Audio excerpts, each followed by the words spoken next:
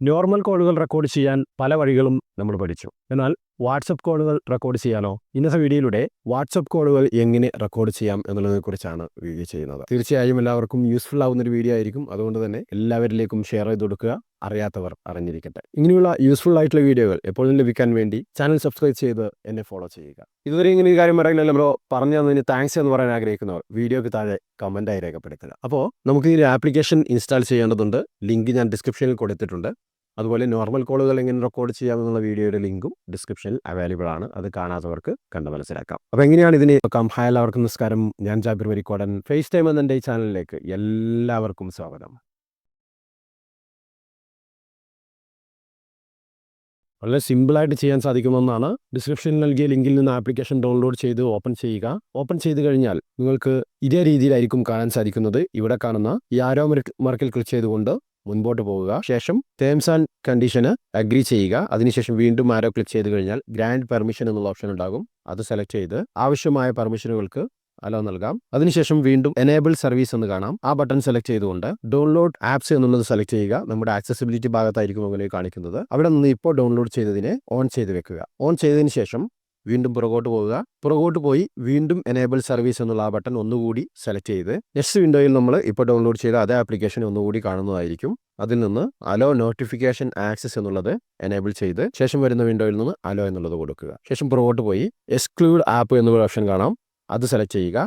അത് സെലക്ട് ചെയ്തതിന് ശേഷം റിക്വസ്റ്റ് ദ പെർമിഷൻ എന്നുള്ളത് സെലക്ട് ചെയ്ത് അലോ എന്നുള്ളത് കൊടുക്കുക. ഇത്രയും ചെയ്ത് കഴിഞ്ഞ് വീണ്ടും ചില പെർമിഷനും കൂടി ആവശ്യപ്പെടുന്നതായിരിക്കും. ലൊക്കേഷൻ പോലെയുള്ളത് വൈൽ യൂസിങ് എന്നുള്ളതൊക്കെ കൊടുത്ത് മുൻപോട്ട് പോയി കഴിഞ്ഞാൽ പിന്നീട് ഇതിൻ്റെ ഇൻ്റർഫേസ് ഇതേ രീതിയിലായിരിക്കും കാണാൻ സാധിക്കുന്നത്.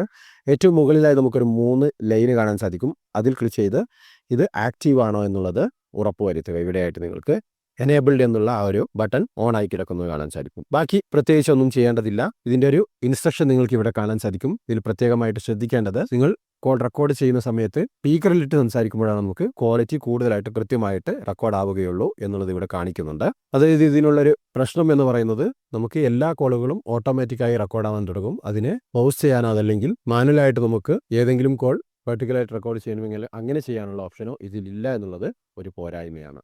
ഇനി നിങ്ങൾ വാട്സപ്പ് ഓപ്പൺ ചെയ്ത് ഇതേ രീതിയിൽ കോൾ ചെയ്യുകയാണെങ്കിൽ ആ കോൾ ഓട്ടോമാറ്റിക്കായി തന്നെ റെക്കോർഡാവാൻ തുടങ്ങും. ഇപ്പോൾ ഇവിടെ റെക്കോർഡാവാൻ തുടങ്ങിയിട്ടുണ്ട്. ഞാൻ ജസ്റ്റ് ഒന്ന് സാമ്പിൾ കാണിച്ചു തന്നതെന്ന് മാത്രം. ഇനി ഇതിനെ കട്ട് ചെയ്ത് കഴിഞ്ഞാൽ നമ്മുടെ ആ ആപ്ലിക്കേഷനിലേക്ക് റിട്ടേൺ പോയി അതിന് ഇൻ്റർഫേസിൽ നോക്കിക്കഴിഞ്ഞാൽ തന്നെ ഇപ്പോൾ നിങ്ങൾ റെക്കോർഡ് ചെയ്ത ആ ഒരു വോയിസ് ഇവിടെ കേൾക്കാൻ സാധിക്കും. അപ്പോൾ സിമ്പിൾ അല്ലേ? ഇതേ രീതിയിൽ വളരെ എളുപ്പത്തിൽ വാട്സപ്പ് കോളുകളും നമുക്ക് റെക്കോർഡ് ചെയ്യാൻ സാധിക്കും. ഇത് എല്ലാ ഫോണിലും സപ്പോർട്ട് ചെയ്തോളണമെന്നില്ല. ഇതൊരു എയർലി ആക്സസ് രീതിയിലാണ് ഇപ്പോൾ ആപ്ലിക്കേഷൻ അവൈലബിൾ ആയിട്ടുള്ളത്. മുൻപോട്ട് പോകെ എല്ലാ ഫോണുകൾക്കും സപ്പോർട്ട് ആകും എന്ന് നമുക്ക് പ്രതീക്ഷിക്കാം. നിങ്ങൾ ജസ്റ്റ് ഒന്ന് ട്രൈ ചെയ്ത് നോക്കുക. ലിങ്ക് ഡിസ്ക്രിപ്ഷനിൽ കൊടുത്തിട്ടുണ്ട്. അപ്പോൾ എന്തായാലും വീഡിയോ എല്ലാവർക്കും യൂസ്ഫുൾ ആയിരിക്കും എന്ന് തന്നെയാണ് എൻ്റെ വിശ്വാസം. ആവശ്യമായ കാര്യങ്ങൾക്ക് മാത്രം ഉപയോഗിക്കുക. എന്തായാലും വീഡിയോ ഇഷ്ടപ്പെട്ടിട്ടുണ്ടെങ്കിൽ ലൈക്ക് ചെയ്യുക. അഭിപ്രായങ്ങളും മറ്റ് നിർദ്ദേശങ്ങളും വീഡിയോക്ക് താഴെ കമൻറ്റ് ചെയ്തറിയിക്കുക. കഴിവിൻ്റെ പരമാവധി എല്ലാവരിലേക്കും വീഡിയോ ഷെയർ ചെയ്ത് കൊടുക്കുക. അറിയാത്തവർ അറിഞ്ഞിരിക്കട്ടെ. അപ്പോൾ എന്നാലും പുതിയൊരു ടോപ്പിക് കഴിഞ്ഞിട്ട് നമുക്ക് വീണ്ടും കണ്ടുമുട്ടാം. അതുവരേക്കും ചാനൽ സബ്സ്ക്രൈബ് ചെയ്ത് കാത്തിരിക്കുക. നന്ദി, നമസ്കാരം.